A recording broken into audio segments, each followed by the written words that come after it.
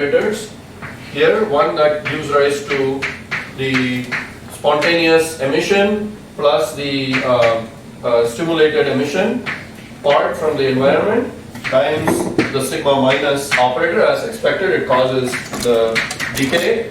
And the other one is the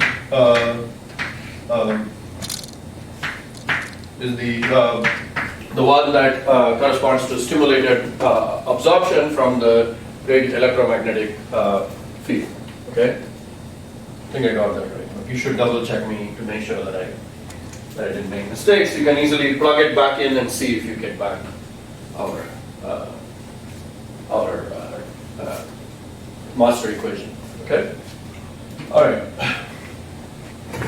So why I say this is because this form of the master equation, which has a Liouvillean superoperator, is how you'll often see the master equation written down in several books. And also, it turns out to be a nice way to later on, I don't know if we'll have time in this course, but when we think about like how errors creep into quantum information processing, for example, through decoherence or through relaxation, there are various so-called channels, as it is called, where a density matrix for a quantum computer or quantum information system will evolve, and that is governed by different parts of this Liouvillean superoperator, because the superoperator essentially takes one density matrix into another one, right? It operates on density matrices and turns them into other density matrices. So we can think of this as some kind of superoperator in the space of density matrices. And so that is helpful when we start thinking about how this can lead to relaxation or so-called amplitude damping channel or dephasing channels and so on.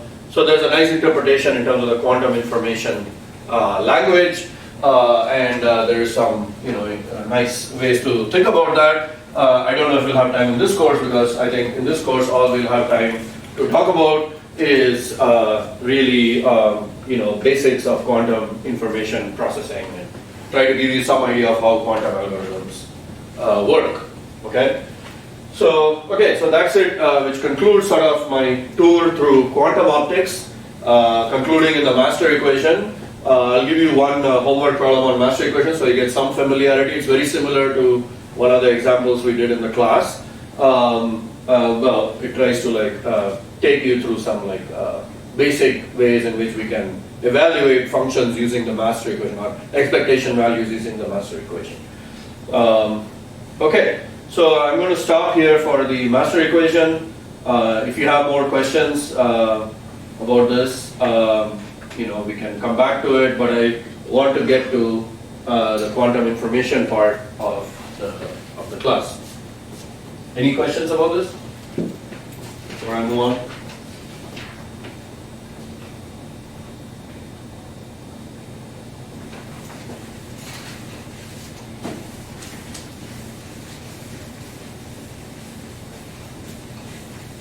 Sometime in the next couple of days, I'll start sending out topics for your final project, because we're only a couple of weeks away from that.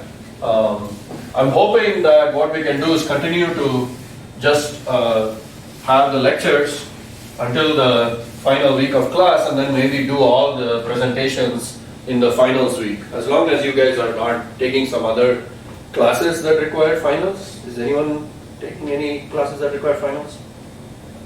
Final exams? Okay, great. So what we'll do is we'll try to do the presentations on, say, one day in the finals week or something like that. And then that way we try to get as much of the lecture time back that we lost earlier in the class. Okay, so we begin the new part of the course, which is we are going to step away from understanding the physics of atoms interacting with radiation field, or atoms interacting with other systems, radiation field interacting with other systems, etc. There we were very concerned about the physics. We were trying to understand how to manipulate the quantum state and understand the decay of the quantum state and so on and so forth. Now we are going to abstract away all of that physics part and think about just the behavior of the quantum state vector. Okay, in terms of like very abstract way of thinking, which is more like a computer science way of thinking. This is the field of quantum information processing. So to begin with, let's quickly go through some basics of quantum bits and gates and circuits. Some of this we've already seen in earlier part of the course, so hopefully I can go through that part fast, and then some of it which will be new. Okay? Alright, so we already discussed earlier in the class that qubits are the basic building blocks of all quantum information processing. The state of any qubit, psi, is a qubit, can be written as, say, alpha 0 plus beta 1 by the superposition principle of quantum mechanics, where alpha and beta are complex numbers, which I'll denote with the usual symbol for the complex numbers. Okay? And the condition on alpha and beta is that alpha squared plus beta squared must be equal to 1. This is sometimes referred to as the L2 norm, just in terms of like linear algebra types of relations, or in terms of like thinking about this as a vector space. This is called the L2 norm. And so we already talked about physical examples. In the very beginning of the class, I told you about like things like, say, hydrogen atom, right? Obviously, you can have the 1s and 2p states of the hydrogen atom to be the 0 and the 1 state of your qubit. You could have an electron spin pointing up or pointing down. That could be the 0 or 1 of your qubit. Photon polarization, which could be like either horizontal or vertical. That could also be your qubit. So we have many different physical realizations of qubit in nature. So this most general state of this computer or the qubit is the state psi, and the 0 and 1, if you like, we'll just put them like this, are called the computational basis for this qubit. So whenever I say computational or logical basis for the qubit, this is what I will mean, which is the states 0 and 1. Of course, you don't need to restrict yourself to only qubits. You could also think about q tricks, right? I mean, for example, in an atom, it's very natural. There are many levels in the atom. So we could go from 1s to 2s to 2p to 3s, etc. Each of those would be a state of the system. So you could automatically generalize this into qubits or qubits, which would have more d-dimensional basis. So the most general sort of things are the qubits, which could be 0 up to dimensionality d. Okay, so there are d basis states, right? And so these are the qubits. For example, say angular momentum of photons, or angular momentum of some particle, etc. Could be like a d-dimensional basis state. So why don't we think about these? It turns out that a lot of the physics, but a lot of the power of the quantum computer can be understood using just the two-dimensional basis. It's certainly easier to write, and it'll be easier to calculate with. There is a lot of still research going on into higher dimensional sort of encodings of quantum information that people are still working on. But for most of the results, the powerful results on quantum computing have come from the qubits. Also, we know from classical computing that nearly everything we want to represent can be represented using just bits, 0 and 1. So it's a natural thing to assume or to think that a lot of the power that we are going to be able to experience in quantum computing can build on the knowledge that we have of classical computing, where everything is done using bits. Okay, so that's what we're going to focus on, which is just qubits. The second aspect, of course, for quantum computing is we have unitary dynamics. Again, I don't need to spend too much time. We spent a lot of time at the beginning of the class talking about this. So Unitary Dynamics for qubits, we already showed that any state vector over time will evolve using the time evolution operator. So this is just a repeat from an earlier lecture. And we already saw the properties of this time development operator, which is that it's a unitary time development operator, so that t is equal to t naught t dagger is equal to t of t naught comma t inverse. So this is a unitary operator. So it preserves the length of the state vector.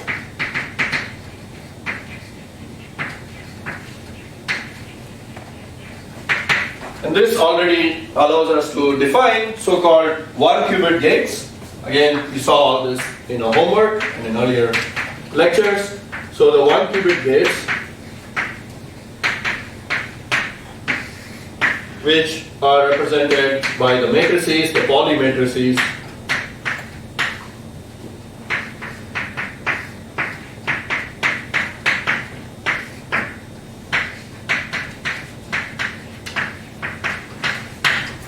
Okay.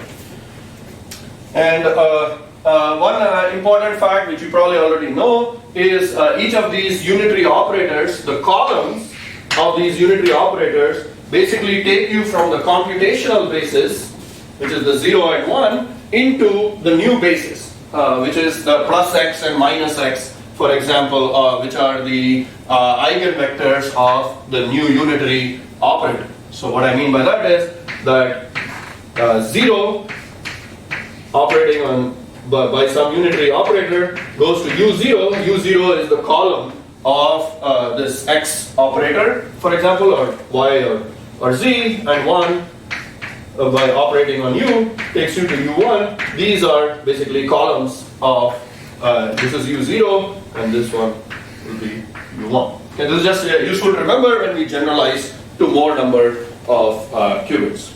Okay.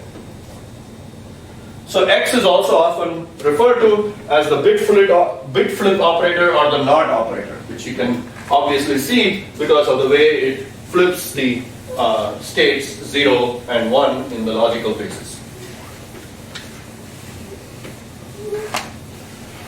So that already is giving us some hints about like the idea for generalizing from Boolean logic to this quantum logic.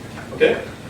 All right, and we've already shown that any unitary operator can be represented as some e to the I gamma times r n of omega. This was in your homework, where n is some vector and gamma is a phase, omega is the angle, and you already showed in your lecture, in your homework, all of these results. So I just put them back down. Z is equal to I r z pi. X equals I r x y, and H, which is the Hadamard operator, which is one of the most important one qubit gates. Hadamard gate. We'll be using this time and again, is given by this.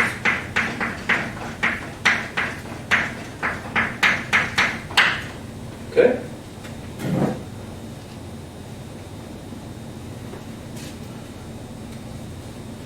And further, this is all denoted in the quantum information word by this notation, which is some state psi goes into some other state psi through the unitary operator u.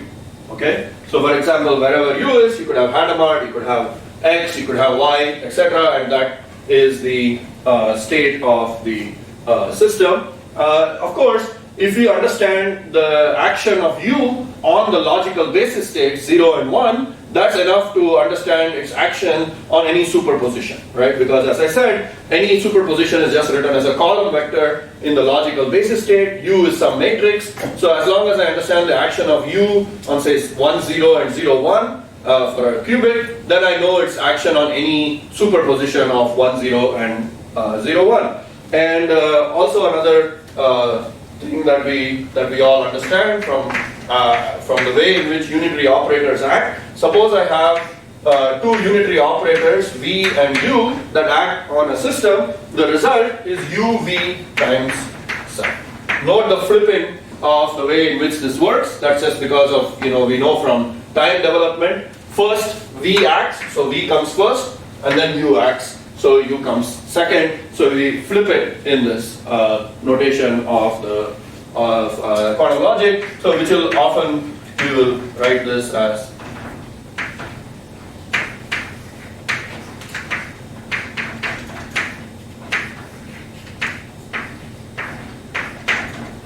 okay. All right.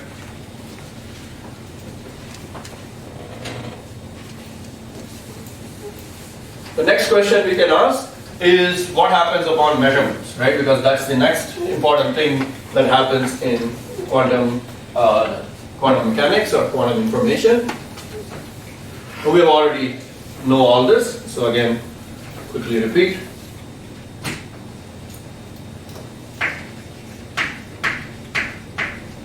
Mainly to introduce sort of the notation that we're going to use. So measurement. So if I measure a state psi, which is in a general state superposition of alpha times 0 plus beta times 1, so the state vector psi is denoted by this column vector alpha and beta, then with probability alpha squared, I will read out the state 0. With probability beta squared, I will read out the state 1. Right? And after the readout, obviously, the state remains in these logical states forever in this picture. Okay? But the logical states do not evolve with time in this notation. Okay? So we can represent now the measurement gate, which is, you'll see it in different books represented differently. Here I've chosen this notation, which looks like a detector from quantum optics sort of picture, and I will denote the result of the measurement by two solid lines like this. Okay? So that gives you 0 or 1 from the output. Okay? And then the result of this measurement could be used for future computations, for example. Another common notation which you will see, which is for the more fancy people, is this kind of notation, which looks like an old meter reading. So the meter can be 0 or 1. That's more like an analog sort of idea of like a measurement. Okay. So the output of a qubit. So here's a qubit input, which goes into a detector. The output is what we call a classical bit, C bit. Okay, you'll often see this also used. C bit just stands for classical bit. And the only problem, of course, is that the C bit is going to be random. Okay, it's going to be 0 or 1. Okay, randomly. We don't know which one will come out. Okay. Okay. So. Okay, I'm not even going to run through this little example I wrote here because you all understand this, but let me just state it anyway. So if psi equals, say, 0.8 times some, let's say it's a photon, which is either in the horizontal or vertical basis. Okay, so that's the 0 or 1 for the photon. So this is, say, 0, and this is, say, 1. Then clearly the probability for 0 is 64%, right? Because 0.8 squared, and the probability of 1 is going to be 36%. Okay? And this, of course, is independent of the phase of the superposition. So if I had written psi equals 0.8 times 0 minus 0.6 times 1, or even if I like, since we are in the complex world, I could put I times 0.6. None of that would show up in the measurement. Okay? So the phase of the measurement is lost in this kind of measurement. And this is an important point because it means that we have to worry about this if we ever care about that phase of the of the quantum state. Okay.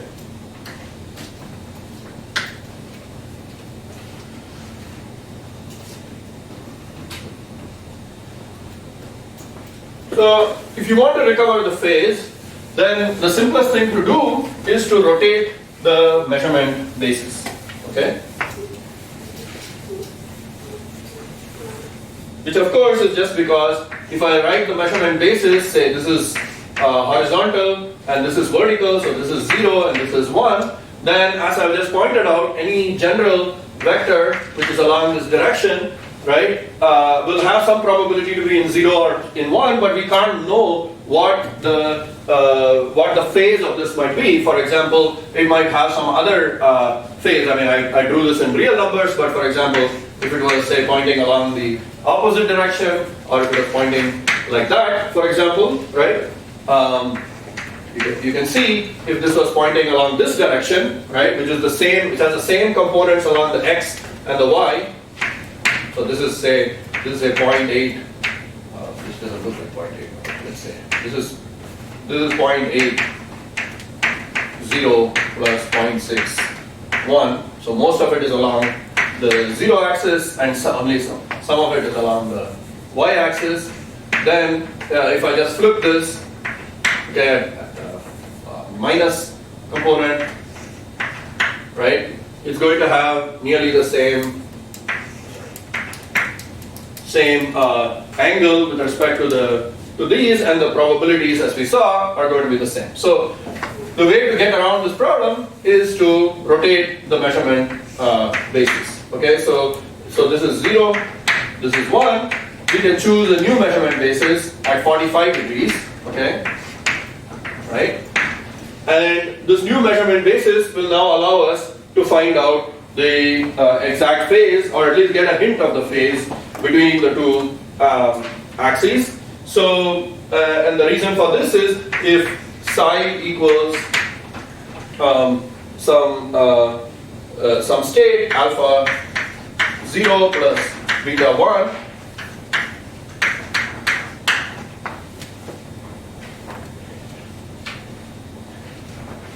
then I can just write that as alpha times plus minus plus beta times plus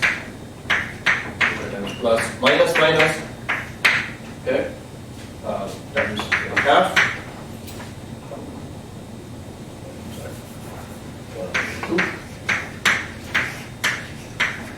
Okay. Where by plus and minus I mean plus 45 degrees and minus 45 degrees.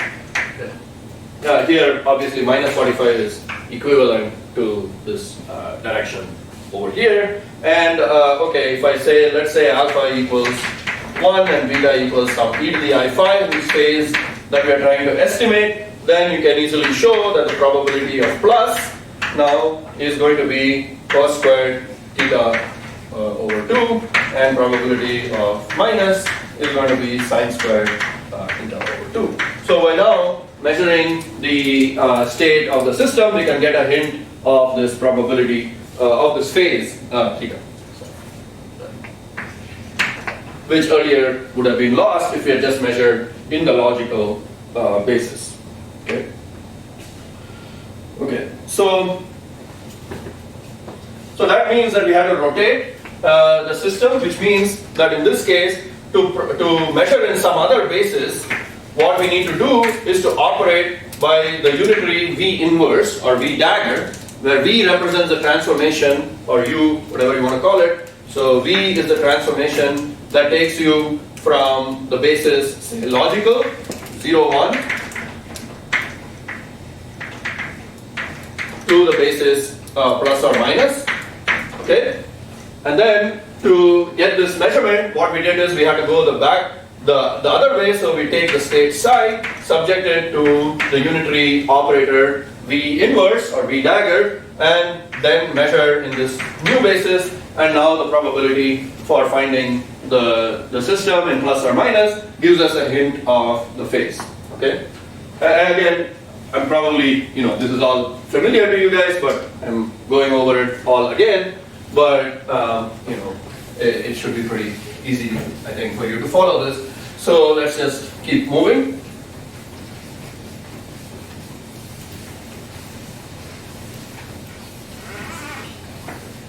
We now define something called a projector.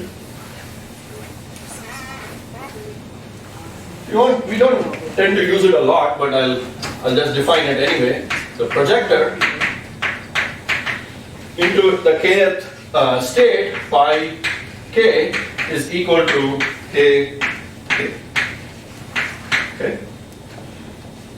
And the system psi goes into the state pi k psi after a measurement, and again, to keep it normalized, we have to divide by the probability to find the system in this kth state. Pk is the probability to find system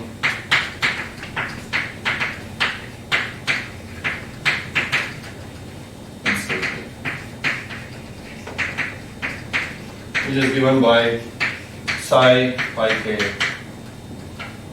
psi, or equivalently, of course, just the amplitude square of the system psi to be in the state k. Okay?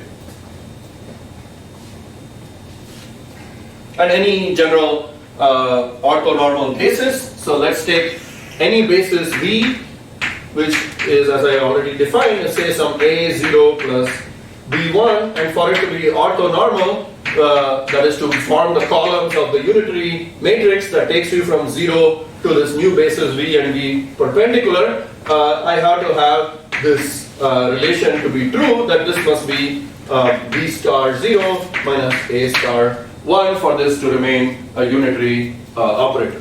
Okay?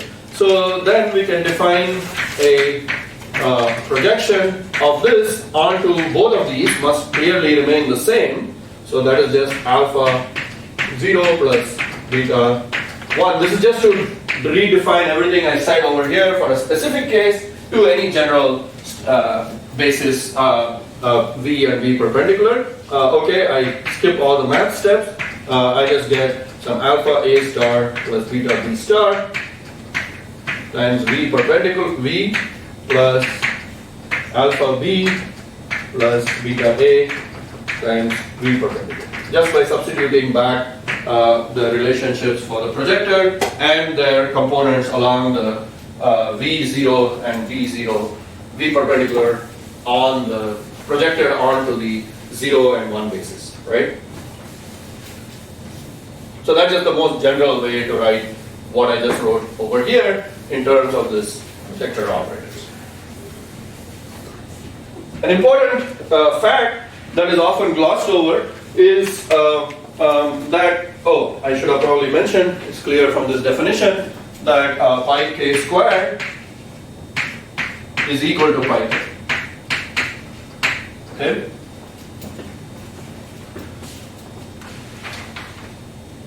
Which means that if the system is in the state psi k, which is defined as pi k psi divided by square root of pk, pk being the probability to be in the system, if I operate again with the projector operation on this guy, pi k psi k, then that's pi k squared, sometimes screw up superscripts and subscripts, is just this guy, which is, by the fact that this is still pi k, is going to be pi k psi square root of pk, which is again the state psi k. Well, okay, that makes sense. Once you project it into state k, the system remains in the state k every time I measure it with the same projective measurement. Okay? Very straightforward. That is that psi k expectation in the state in which it's being projected into is always going to be 1. So repeated projective measurements should not change the state and should result in the same value for the measurement. Okay? Seems a very obvious thing to say, but it actually turns out this is hard to do for some basic systems. Okay? For example, even with photons. Okay? When you think about it, once a photon hits a detector and is absorbed by the detector, which is most of our detectors are absorptive detectors, okay, the measurement is destroyed, right? The photon no longer exists. so I can't repeat the measurement. Okay?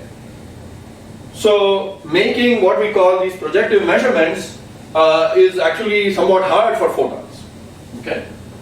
And even for atoms sometimes, because a lot of times we are using atoms, we are shining a laser on the atom to detect its state, unless we are very careful about the exact nature of the states that we are shining the laser on, and make sure that it's what we call so-called cycling transitions, where they keep emitting photons.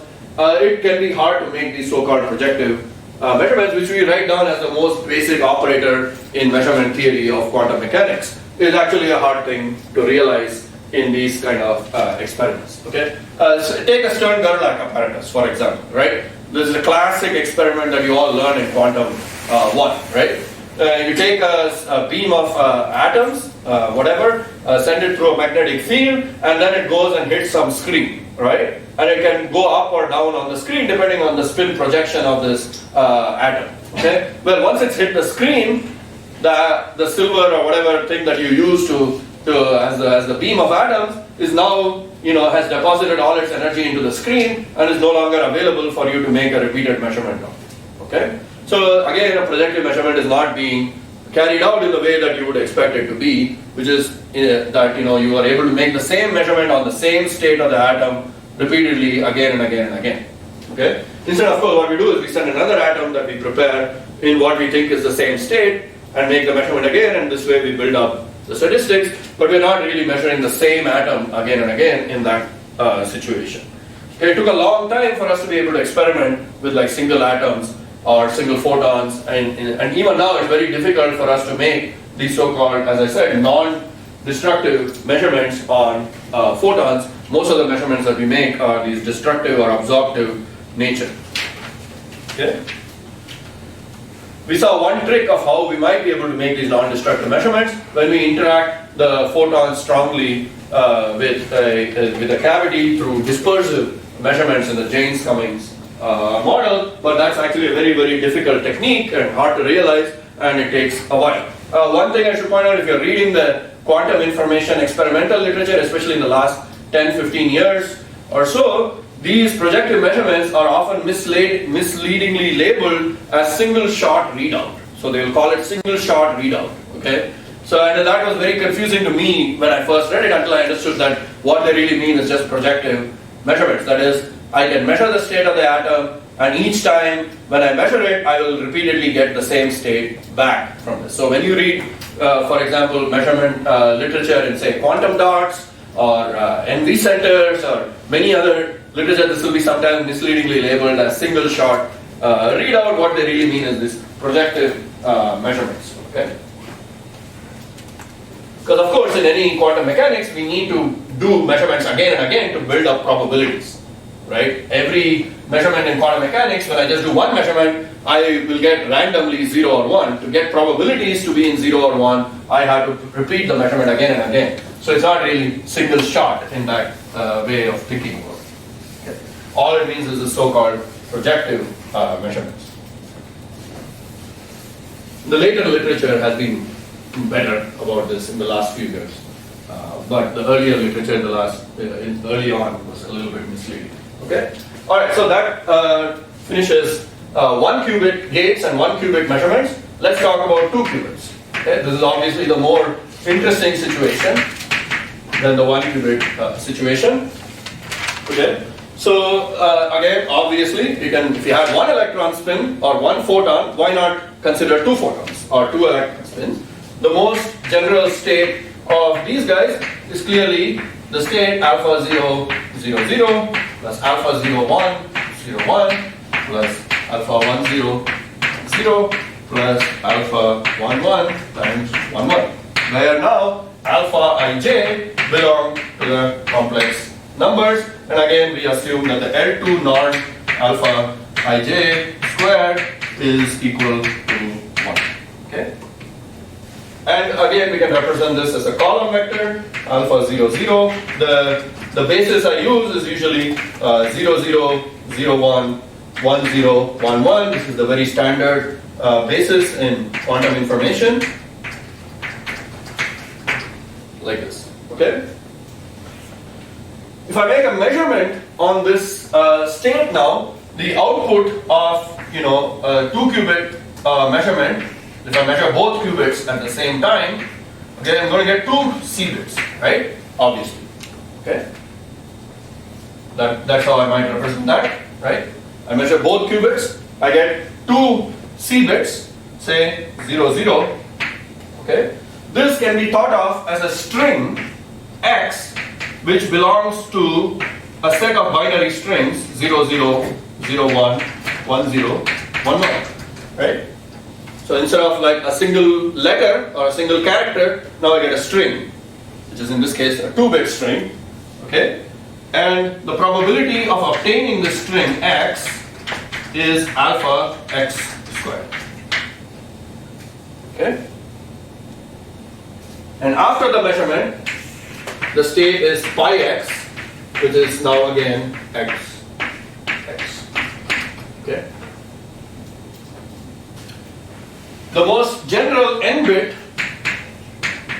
state, the output string x will belong to some set which I denote by this notation 0, 1 to the power n. Okay. It's just taken by considering all the n-bit binary strings, and the this is also given in the literature, the name, the mathematical literature, f2 to the n. Okay?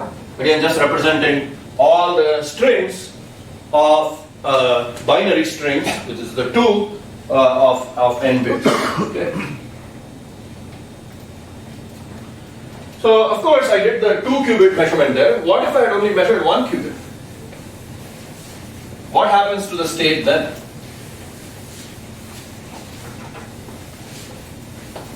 Well, pretty straightforward, right? So, if I want the probability that, let's say I measure the first qubit, and I want the probability that the first qubit is 0, well, clearly that's the probability that the first qubit is 0 and the second qubit is 0, plus the probability that the first qubit is 0 and the second qubit is 1. Okay? So that is just alpha 0, 0 squared plus alpha 0, 1 squared. Okay? And the state of the system now evolves into a new projector, pi 0j psi sum over all j. Okay? So that's going to be alpha 0, 0, 0, 0 plus alpha 0, 1, 0, 1. And obviously you can write it down for when the first qubit is in the state 1 after the measurement. And again, this state is no longer normalized, so we have to divide. So the state psi, if I want to divide it by the probability to be in this first qubit being 0 and the second qubit being j, which is again just alpha 0, 0 squared plus alpha 0, 1 squared. So again, I'm dividing by the probability to be in this first qubit being 0. Okay. Okay, simple enough. So we've understood how measurement works with 2 qubits. Now we can ask, what about unitary operations? But before we consider unitary operations, we'll consider one important property of 2-qubit states, which is entanglement.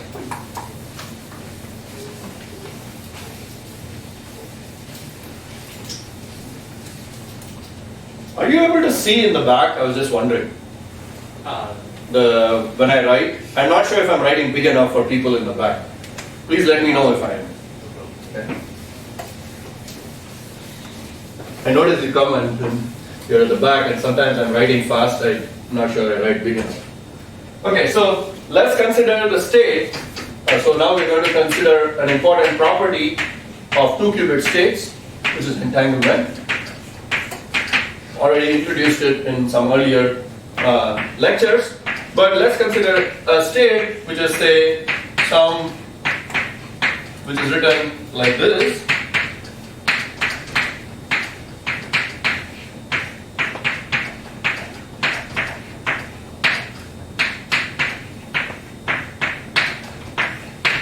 Okay, which you can write out, say 3 over 5 root 2, 0, 0, And again, the notation, which in case I didn't make that clear, is the first letter here is the first qubit, second one is the second qubit. Okay, just write it out. Forward. Again, this is some column vector in this basis.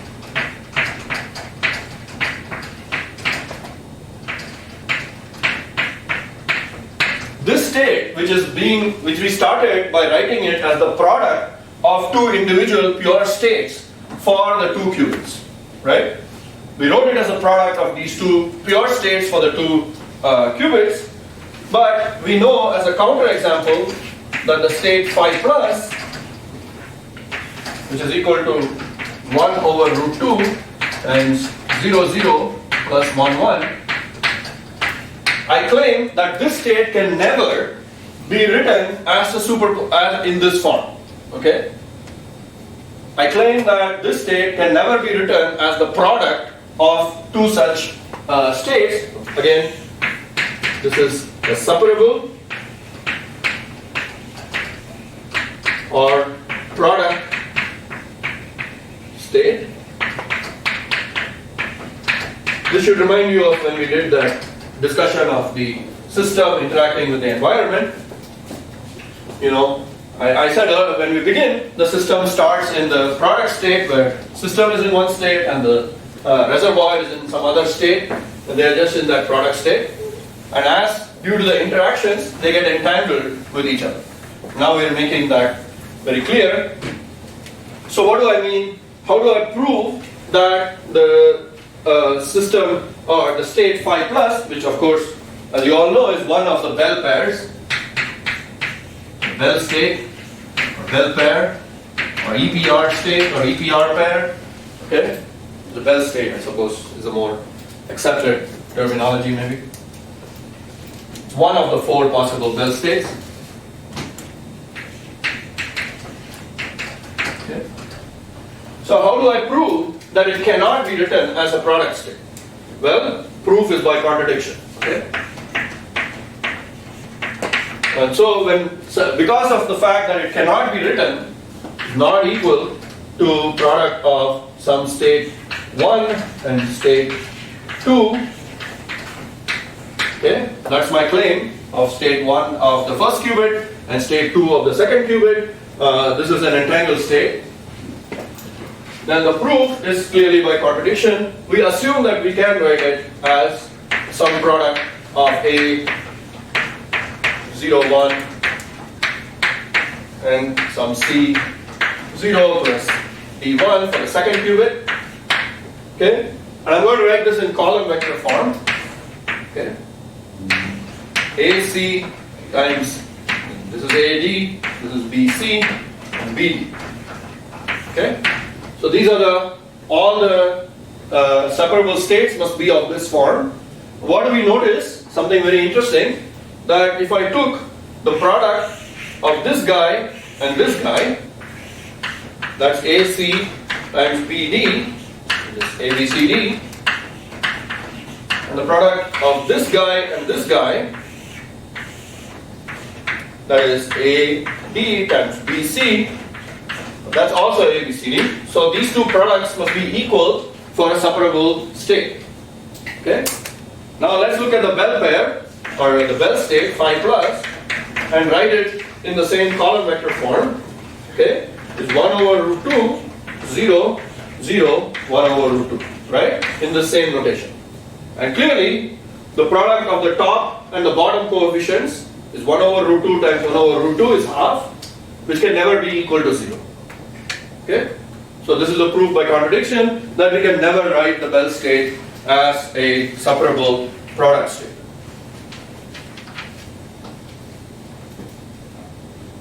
Further, I'm going to, and the obvious important fact about the Bell state, which is clear from this equation over here, if I measure the first qubit and we get the state 0, then we know with certainty that the second qubit must be in the state 0. Similarly, if I measure the first qubit, get the state 1, I know that the second qubit must be in the state 1, and vice versa, right? The same is true, the two qubits are very symmetric with respect to each other.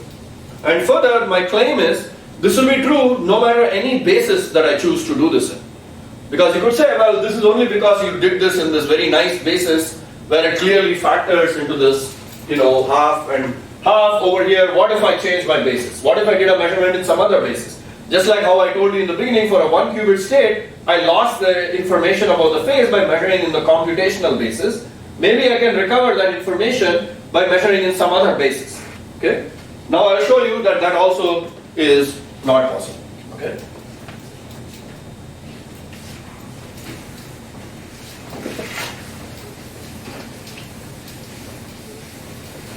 So change of basis to show that I will always get this correlation between 0 and 1, no matter which basis, between the first qubit and the second qubit, no matter which basis I choose to measure. Okay? So let's choose some other basis, b equal to a times 0 plus b times 1. So now I'm measuring in this basis, and b perpendicular is equal to b minus b0 plus a times 1. For the moment I drop the stars, it just means that I'm choosing, say, real coefficients rather than complex coefficients. We are allowed to do this for this particular situation because we're just trying to show the general result. You can verify it yourself for the other situation. So now let's choose a system that has been prepared in 0, 0 in the V basis and V perpendicular in the other basis. So this is the equivalent of 0, 0 plus 1, 1 in this new basis state. Okay? Well, okay, I just run through the algebra. A squared 0, 0 plus AB 0, 1 plus BA 1, 0 plus B squared 1, 1 plus 1 over root 2 B squared 0, 0 minus AB 0, 1 minus AB 1, 0 plus A squared 1, 1. Very nice. You see all the AB and BA products cancel exactly, and you get 1 over root 2 times A squared plus B squared times 0, 0 plus 1, 1. So anytime I change the basis for the system, I'm going to recover back a state which is also entangled with this new basis V and V perpendicular. Okay? So no matter which basis state I choose to write this is 1, obviously, because of the unitary matrix condition, or it doesn't matter because we don't care about the extra phase factors. All we care about is this correlations between 0 and 1, which says that even if I choose to measure in basis V and V perpendicular, then the system is still going to have the same type of correlations.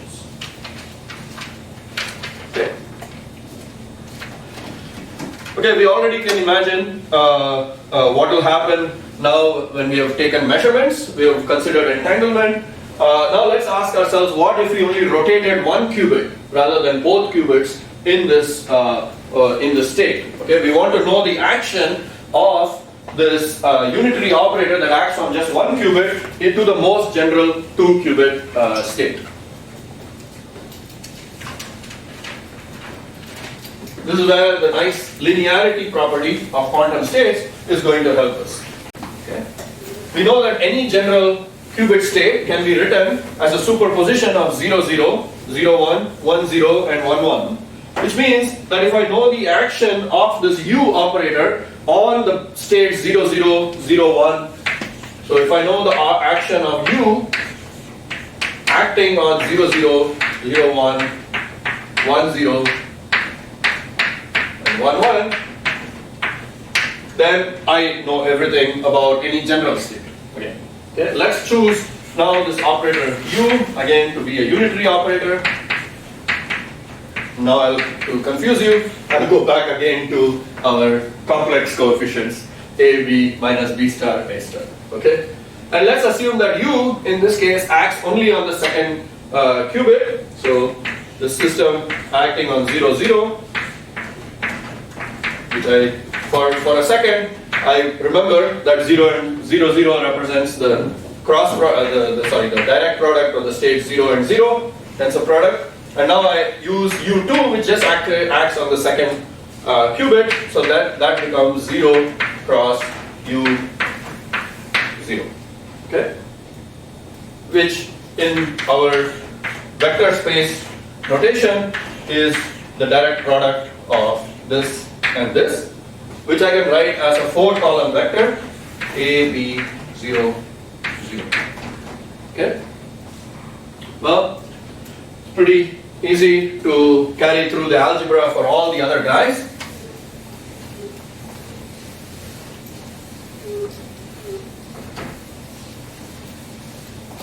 Just write the results down. So 0, 1 with U2 acting on it gives me the state minus B star, 0,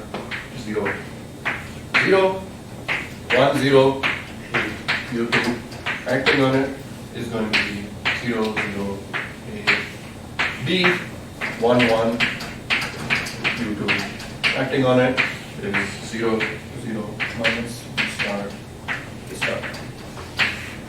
And remember what I told you before, that any unitary operator U which acts on a system in this form is going to be represented now as a matrix whose columns are represented by these column vectors that I just wrote down. Okay? So the representation of U is very pleasing in this notation, which is that it is simply these columns, which I just wrote down for you, A, B, 0, 0, minus B star, A star, 0, 0.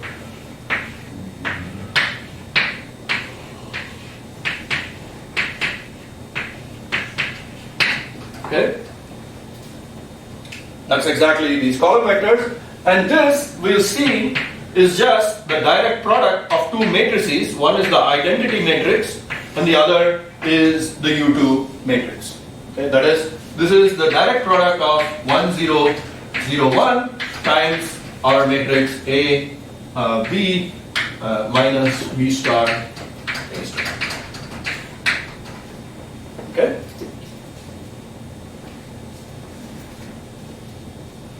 And these columns then represent where the what the action of U is on the logical basis states 0, 0, 0, 1, 1, 0, and 1, 1.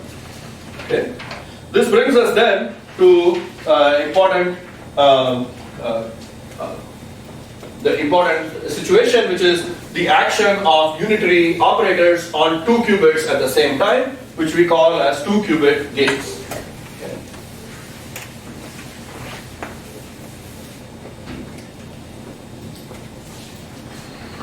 So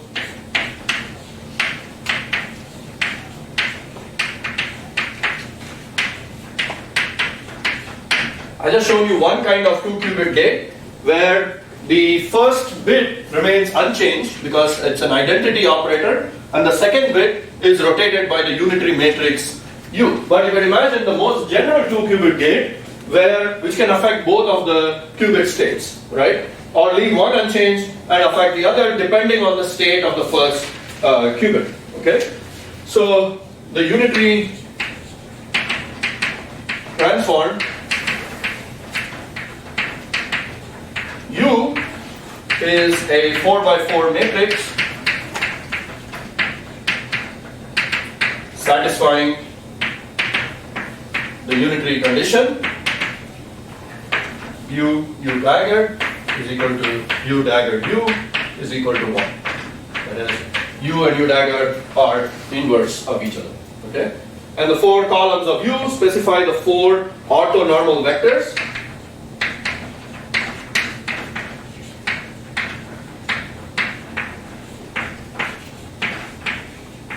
Specify the orthonormal vectors U00,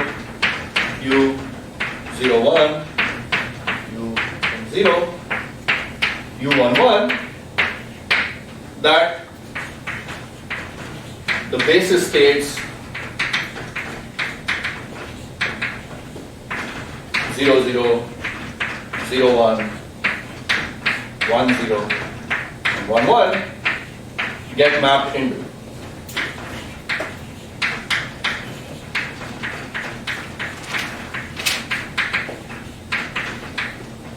So as our first, probably the most important 2-qubit gate, we introduce the C0 gate.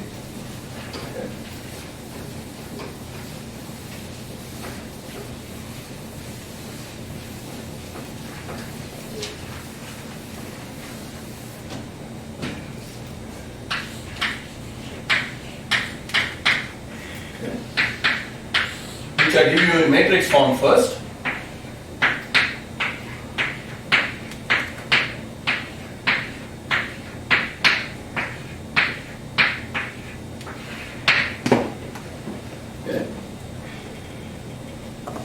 Which I can write using our notations from earlier as the direct product of this matrix, which is the 0, 0 matrix, times 1 plus the 1, 1 matrix, which is, just think of these as row vector 0 and column vector 0. This is row vector 0, column vector 1.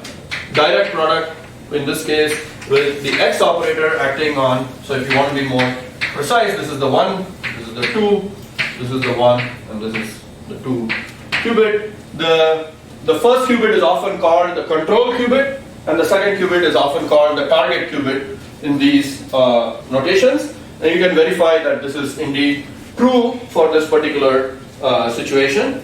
Okay.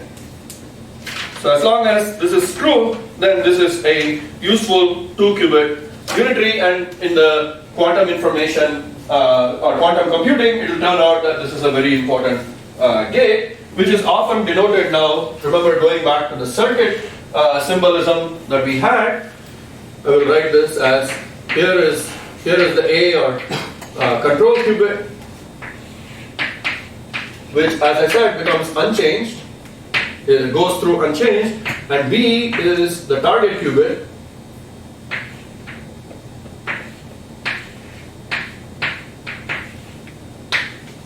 And what is the output of this state over here? Well, I'm going to write it as something interesting, and I'll show you in a minute is true.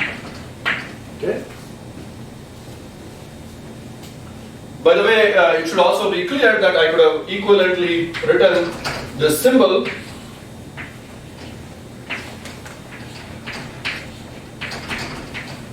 that is in the quantum language, because the control qubit, when it is in the state 1, rotates the target qubit by the x operator, as is clearly seen in this notation over here.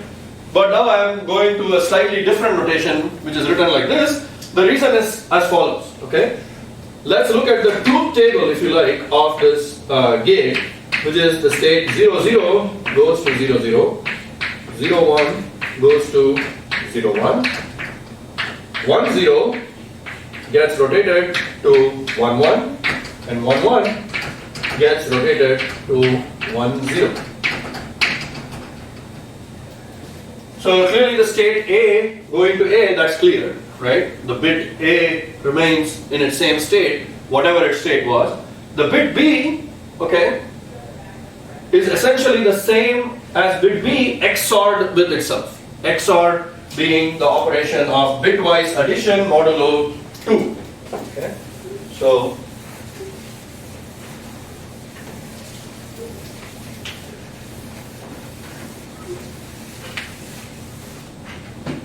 B plus A is equal to the operation B plus A modulo 2, right? Or is equivalent to B XOR with A. Okay? You can easily see that, and so if, in case you're not sure, 0 plus 0 is equal to 0, 0 plus 1 equals 1, 1 plus 0 equals 1, 1 plus 1 equals 0, that's addition modulo 2, right? 1 plus 1 is 2 really, but modulo 2, that is 0. Okay. this is actually a useful way to represent this, as we'll see later on when we actually consider what quantum computers do to functions of binary strings, which is of course why people are so interested in them. Okay. By the way, I showed you how to go from a system. I showed you what to do to have a control qubit being the first one and the target qubit being the second one. You could also imagine, of course, that the role of the target and the control qubits are interchanged, and there is a very simple way using one qubit gauge to go between these two systems. Okay, so let me write that down, which is that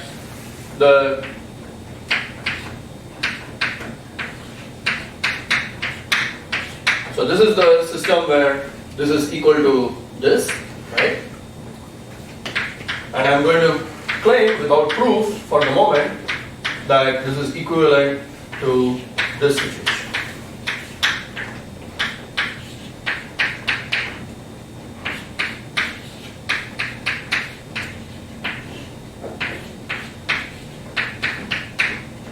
Okay?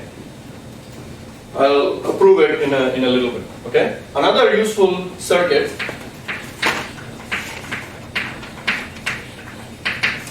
there are many, of course. You can conjure up infinitely many useful two-qubit operations, but one that is sometimes used is the so-called swap gate. Okay? This is swap. Okay? Which can be shown. Again, a lot of these results I'm going to have to do without proof, just because we are short on time. But you can convince yourself fairly easily of many of these results by just following the action of these gates on the basis states. Okay? Actually, having said that, it's not too hard to show that this circuit must be true. Again, remember, all we have to do is consider the action on the basis states 0, 0, 0, 1, 1, 0, and if we can show it for those states, then by linearity of quantum mechanics, we are done for all the states.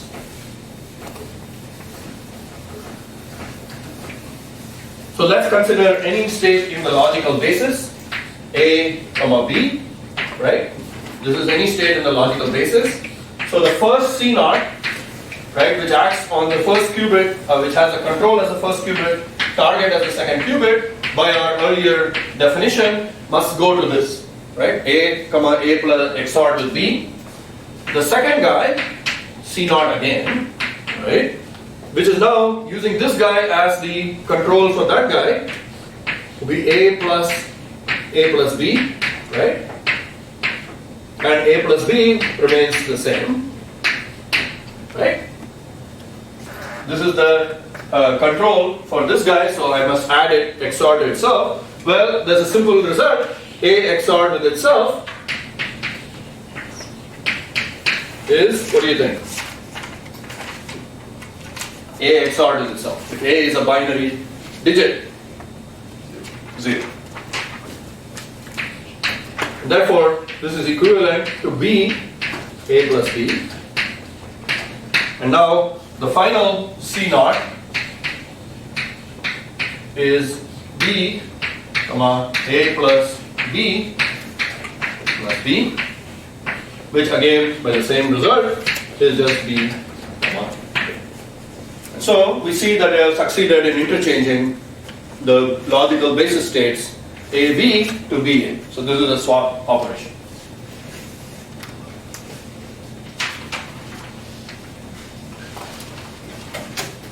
Very useful thing about C naught gate, which is probably one of the most important reasons we use it, is this circuit over here.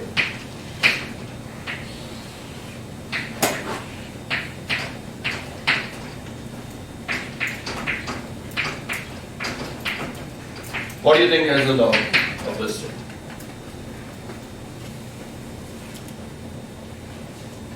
From everything we've been discussing so far, what happens to the output of this state?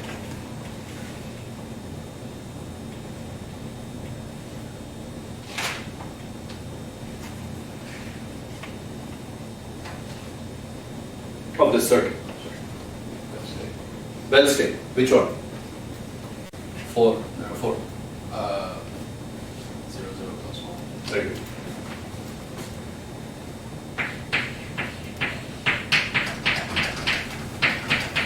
So this is one of the most sort of important quantum computing primitives because it generates entanglement between the states 0 and 1. Okay? Everybody see that? The first guy creates a superposition 0 plus 1. The second guy is in the state 0. So the output state is 0, 0 plus 1, 0. Going through the C0, the 1, 0 changes to 1, 1. Okay? So you get the output 0, 0 plus 1. You might be wondering what is the physical realization for C0 gates, because that's something I never really discussed. I'll just give you a quick example from my own research, and there are many different ways to realize this C0 gate. I have a system, let's say, of an electron and a nuclear spin. Okay? And I'm just going to denote again by the standard notation. 0, 0, 0, 1 represents, this is say the nuclear spin, and this is the electron spin. Okay? This is my particular example, but there can be examples in any kind of system that you like. These are single qubits. And then I have a separation of energies for the state 1, 0. And then 1, 1, it turns out, is at a slightly different energy level. Okay? So the splitting between 0, 0 and 0, 1 and the splitting between 1, 0 and 1, 1 are different. Okay? This is what we call conditional state dynamics or conditional Hamiltonians, basically that the Hamiltonian has a different magnitude when one of the qubits is in a different state. Okay? The reason for this particular situation is due to the hyperfine interaction between the electron spin and the nuclear spin, but you could also imagine some other situation where you have an exchange interaction between two spins, some kind of Ising-like term or Heisenberg type model exchange interaction. That's a common situation in some quantum dot systems. What about you guys? What causes the conditional splitting in your superconducting qubits? I think if you have one photon in the cavity or not, basically? Yeah, it's more like the qubit cavity. Right, that's what I mean. If you bring the frequency exactly to each other. Right. So that's the other situation when the two systems are very strongly coupled to each other. Remember, in the James-Cummings model, there's a splitting depending on whether the atom is in the ground state or the excited state. That causes the splitting of the resonant frequency of the cavity to change. Okay? The so-called conditional dynamics or conditional energy levels or Hamiltonians is exactly the ingredient that we need for creating a C0 gate. In my case, I accomplish a C0 gate with a pi pulse that is tuned between the nuclear energy levels in this situation. You convince yourself pretty easily. This means that I get the following truth table.